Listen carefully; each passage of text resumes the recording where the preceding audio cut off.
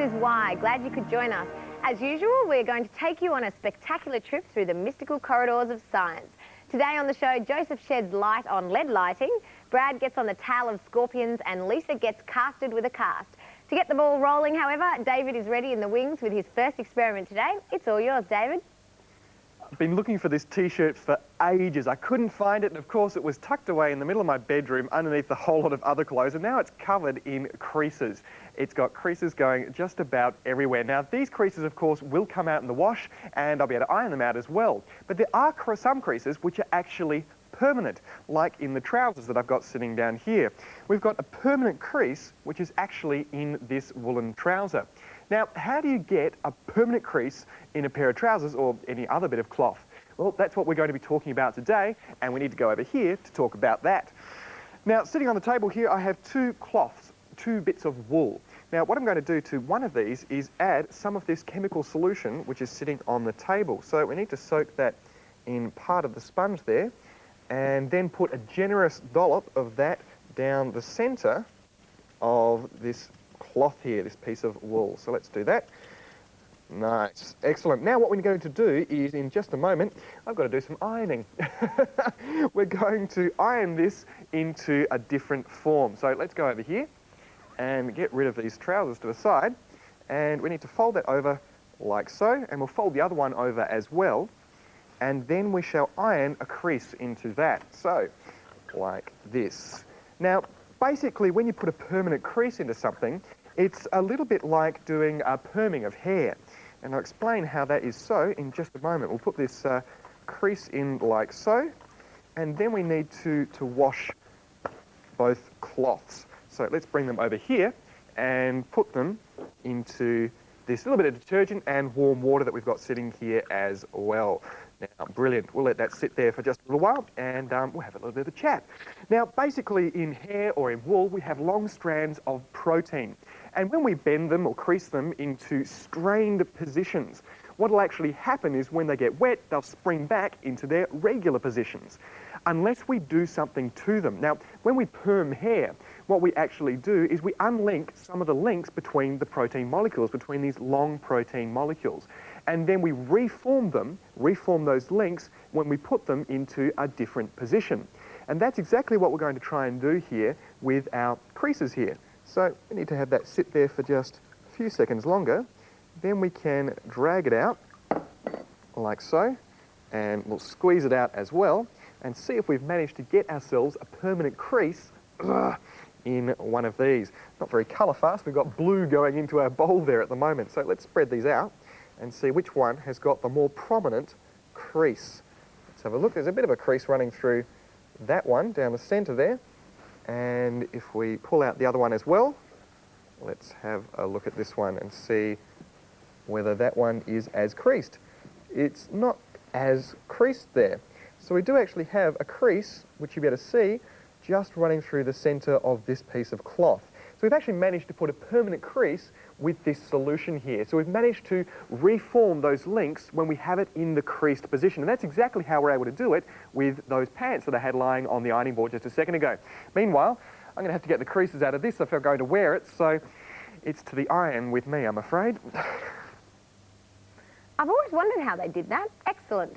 Now, we've talked about the fastest moving creatures on this show before, but do you know what the slowest moving mammal in the world is?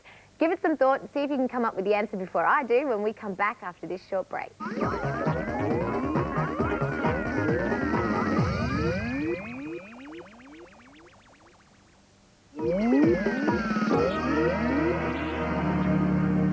Hi, you're watching Why with Tara. The slowest moving mammal in the world is the three-toed sloth. Its top speed is 1.8 to 2.5 metres per minute at ground level. The reason it is so slow is partly to do with its diet, lots of green leaves. Leaves are not very energy-rich food source and are quite difficult to digest. Therefore, sloths use intestinal bacteria to help break down their food, but it can take up to 100 hours for one meal to pass through their system. They have a very slow metabolic rate and spend much of their time hanging upside down from branches of trees in Central and South America. They never groom, and their coats get a greenish tinge from the algae that grows on its fur. And their fur grows in the opposite direction to other animals to prevent it from becoming waterlogged in its rainforest environment. Now to someone who's no sloth. Joseph is out to shine a light on Edwina Nichols of Shell Harbour in New South Wales' question, what is lead lighting?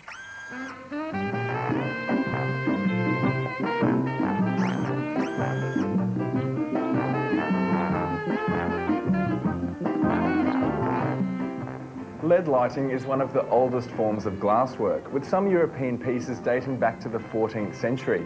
Well, Callum, it's a beautiful way of using glass, but how is it actually done? The glass is cut to a pattern and then into small individual pieces, and then we use lead to hold the glass all together in the final panel. Well, let's start with the pattern. Is that just basically a drawing on a piece of paper? Basically just a drawing on a piece of paper, yeah. And then you aim to sort of fit in the glass to that pattern? We cut the glass to the pattern inside the lines, and when you finally finish that, then you assemble it with the lead. So how do you actually cut the glass? With a glass cutter. Oh, makes sense. This is actually a glass cutter. This is a pencil grip glass cutter. It's got a tungsten roller wheel. Unlike most people think that diamonds cut the glass. Diamonds cut glass well, but they don't go around corners too well. So we use a rolling wheel.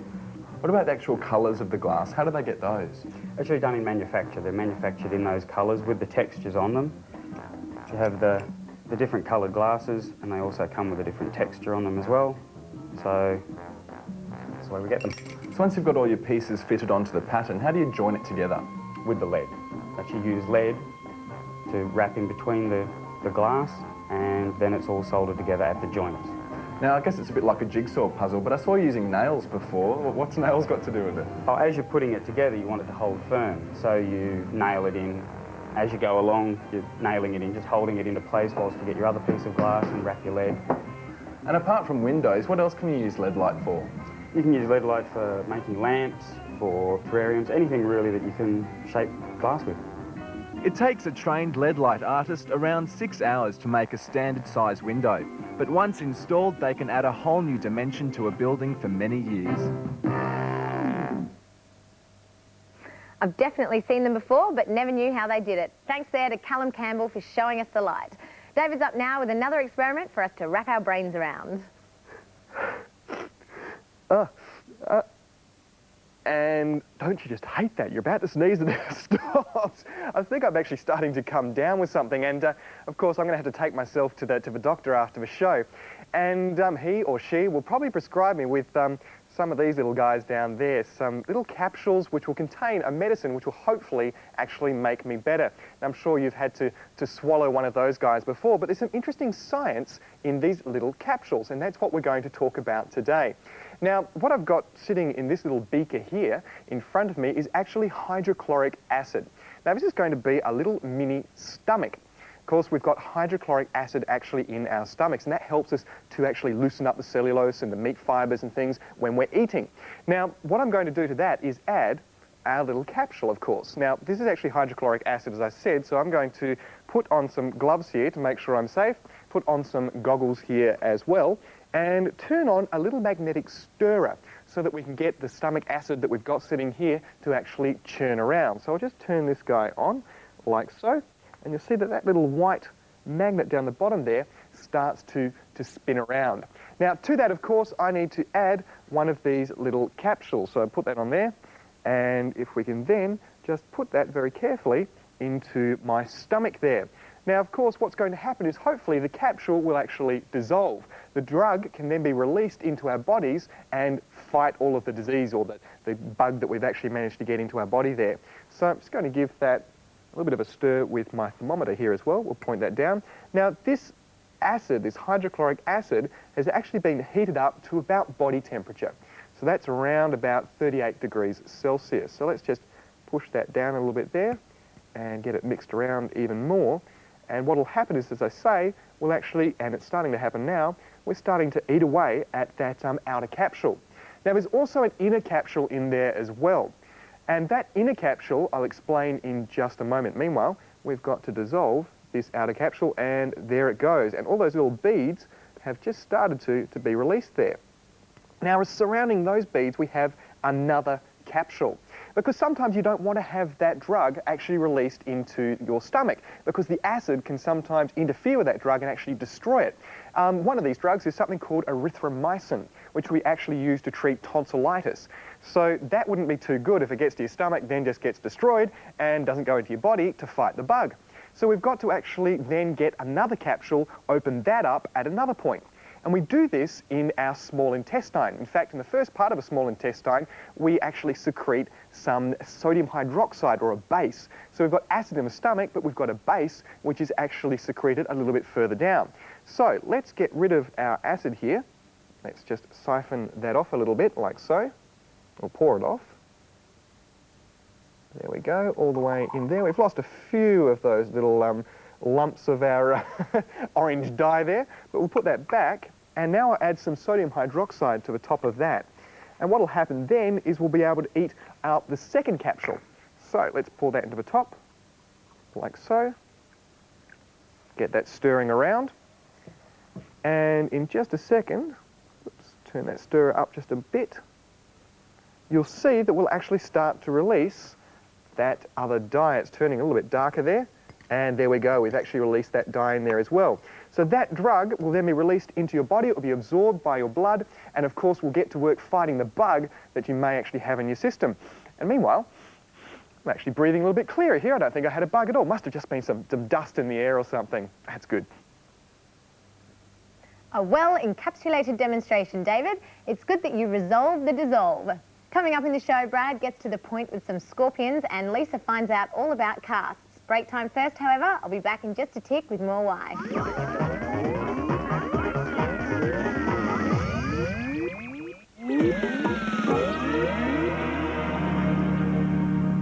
You're tuned to Why. Thanks for watching.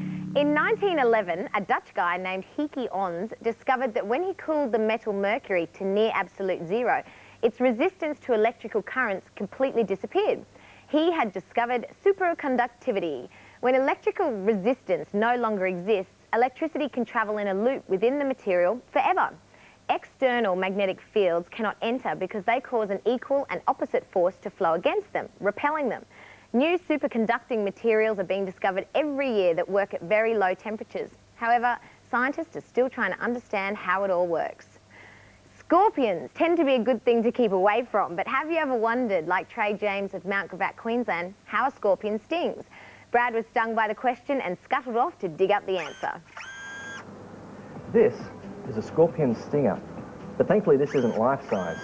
I'm looking at this through a microscope here at the Search and Discover section at the Australian Museum. Now, Mike, thankfully this isn't life-size. Yes, this is quite a small scorpion by comparison to another one we've got here, which is an African beast. But you can see the size difference when you compare, say, this one, which is an Australian wood scorpion, and this one, which comes from the deserts of Africa. Okay, so we do actually get scorpions in Australia? Oh yeah, we've got about 30-odd species.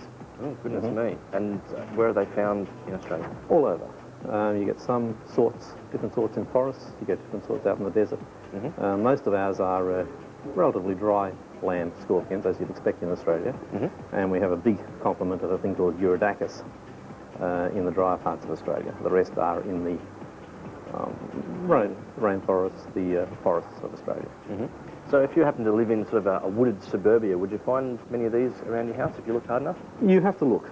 Certainly people get surprised when they find scorpions, but they are not that uncommon. If you go out into the forest, say, and you look under bark or in leaf litter, places like that, you'll find scorpions in not enormous numbers, but enough to be interesting. For sure. Yeah.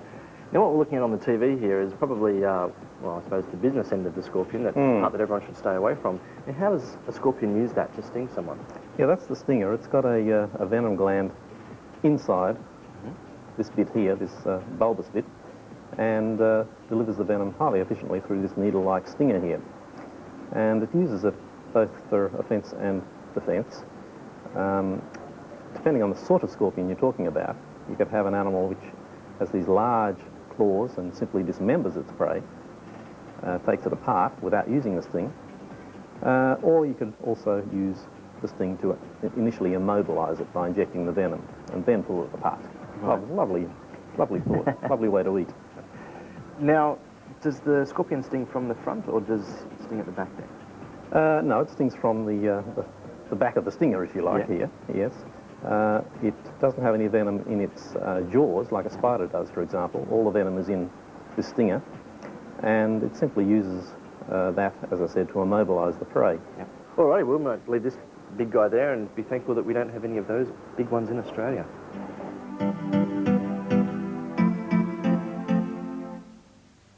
Sure thing, Brad. They were huge.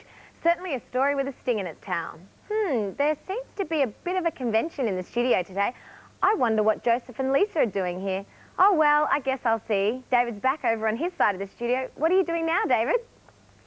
Balloons, they tend to go bang very, very easily, don't they? But if I was to put this balloon on the table here and start pressing down on it, it takes a fair amount of pressure before this actually bursts. We tend to think of them as very, very fragile, but they're not that fragile at all. They can actually support quite a bit of weight. Not too much weight, though. If you push too hard, the balloon will eventually burst a little bit like so. But that's not good enough for me today. I want to do things big and spectacular. So I've invited a whole lot of friends in today. So Tara, if you'd like to come in, and I'll get Lisa and also Joe to come in here as well. Now, how are you guys? Good, how are you? What are we doing? One big happy family. We've got the balloons. Excellent. Well, did you see me burst that balloon a second ago? We did. Yeah. You saw how hard it was for me to actually burst that balloon, right? Okay. Well, what I want you guys to do is, in just a second, I want everyone to stand on top of these balloons, but not burst them. But they will burst if we stand I don't think You we saw can how do strong that balloon was. The three of us Not all together three at of once. us. They'll go. Let's just give it a go, okay? Trust me, I'm a scientist. Okay? Trust you. Here we go. Let's whack this on top, like so. This is that's what I'm all going to right. put in between, okay? Okay, so that's this all is right. going to make it a little bit easier. So let's put that on the top there. Do you promise they won't burst? I promise they won't burst. They won't burst, I saw that Lisa. Okay. Okay. Lisa, up on one side. We'll get see how we're Tara gonna up on fit the other on. side, okay? Can we use you as can the- use me and Joe to help you get up there. Sorry, you're gonna burst. Up there. See, look at that. Up you go. That was just fun. Go. Up you go. Let's just balance it out. You've lost your mic there. okay. Excellent. And Joe, if you want to come up round the no. back there as well. Hang on. There we go. We got that. Now Joe's up there as well. Oh no, this is where they're gonna go. Look at that. They're all there. Excellent. Whoa. I think we can hop off now. I think we've proved our point. These little hearts go boom. But I did prove my point there. Look, you guys were able to stand up there easily. We only burst a couple. Few Wasn't too bursts, bad. but it wasn't too bad at all. No, that wasn't too bad. David, why didn't they all burst? Why didn't they burst? Well, basically, when you stood on that tabletop there, what you did was actually spread out your weight over that big surface area. So the balloons all were able to hold up your weight, okay? So it wasn't just one balloon holding all of your weight. It was all of those balloons holding all of your weight equally, okay? So that's what the table did there. Wow, fascinating. In Cool. fact, I've got So another much fun. question for you. Yeah. David, we're doing a story on aerosol cans. Oh, Aerosol okay. cans, and I'm just wondering why that one. Oh, no! How this one works. And just to top things off, we just thought, Oh, man! Hold on, missed the back of your head. and it's only because we love you. That bit there as well. Oh, That's We're just nice. getting you back for all the practical jokes you played on us. oh, you had fun. Well, there We did and we love you. Any more? Ah,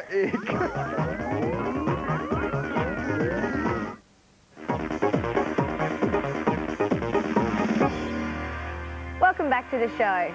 When you break a bone, it's always an unpleasant experience, but have you ever thought to yourself, how do they make a cast?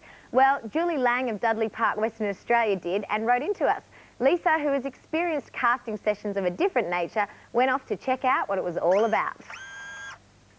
Ever broken your arm or leg? It's not the most pleasant experience, but thanks to doctors, they have an easy way that'll help you recover in no time. Dr. Pincus, today we're taking a look at casts. What can you tell me about them? Why do we need them? We use casts for three reasons really in hospital, Lisa. The first reason is we use them if someone comes in with an acute fracture that needs to be manipulated to put it in a good position. We put them in a cast and that holds the fracture until it's healed. It gives them good pain relief.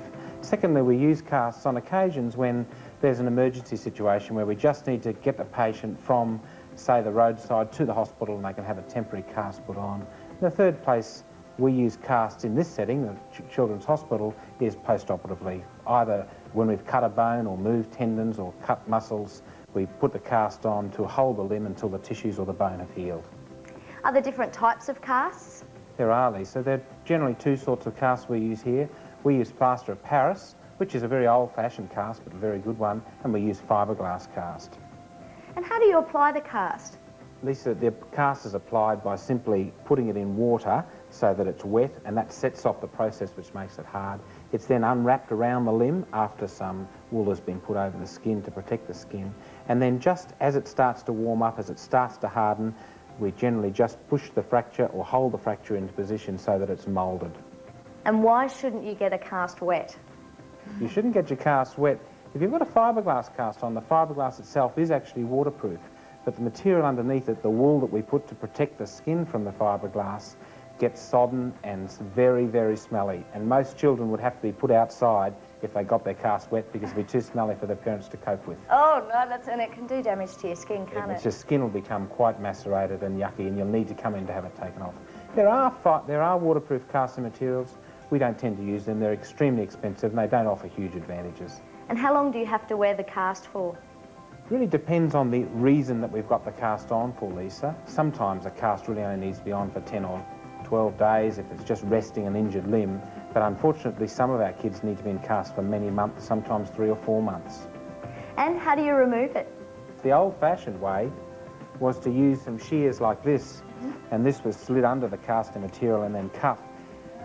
It's a fairly fearsome looking instrument and it takes a long time and it can be quite uncomfortable. We use an even more fearsome instrument now, and this is a plaster saw which also looks and sounds absolutely awful, Lisa, but this is the best way of removing a cast. It's much safer and much, much more comfortable.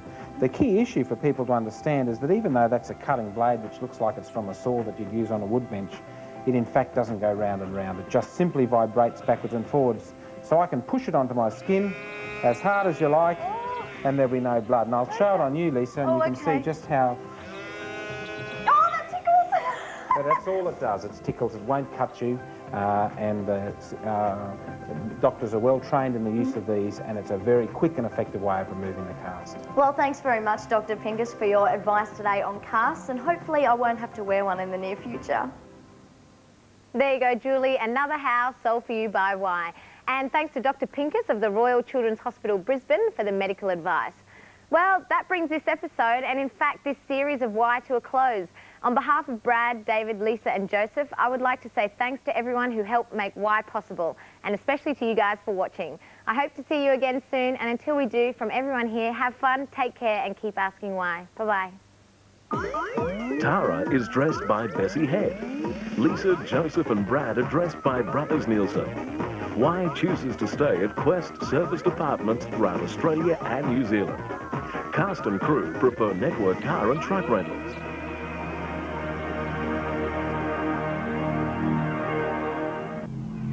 Y is produced by Southern Star Concept for the 9 Network Australia.